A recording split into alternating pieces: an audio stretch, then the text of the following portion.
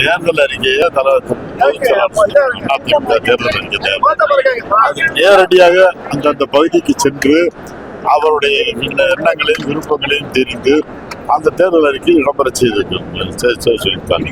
அதான் ஒவ்வொருத்தரும் இப்போ தொழிற்சங்கம், விவசாய சங்கம் போன்ற எல்லா சங்கங்கள் இருக்கு. அதே மாதிரி விவசாய சங்கம் மாதிரி என்னென்ன சங்கங்கள் இருக்கோ அந்த சங்கங்கள் பூரா தங்களுடைய கோரிக்கையில கட்சிக்காரர்களுடைய இது மட்டும் இல்லை, கட்சிக்கு அப்பாற்பட்ட பொதுநல சங்கங்களுடைய கருத்துக்களையும் கேட்டு அவர் என்ன சொல்றாங்களோ தேர்தல் அறிக்கையில் இடம்பெற செய்யலாம். அதை போல இதுல எது சாத்தியமோ அதை போல எடுத்து பொதுச்செயலாளருடைய ஒப்புதல் பெற்று இறுதியாக கழக தேர்தல் அறிக்கையை தயார் செய்து வெளியிடுவோம். அதெல்லாம் தேர்தல் தலைமை பொதுச் செயலாளர் பார்த்துக்காரு.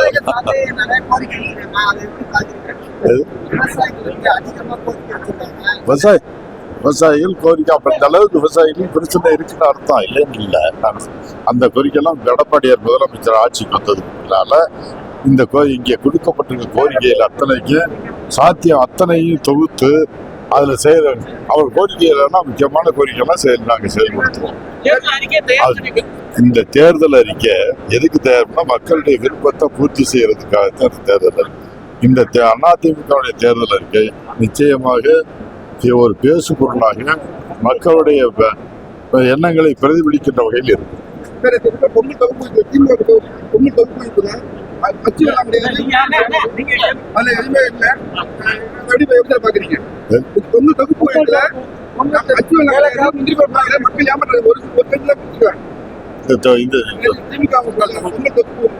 பொதுக்குழு தொகுப்பூதியத்திலையா? இந்த தொகுப்பூதியத்தில் திமுக பொங்கல் தொகுப்பூதியம் திமுக எதை செஞ்சாலும் ஒரு ஏமாத்தோட ஐவாசார கண்துடைப்பு தானே.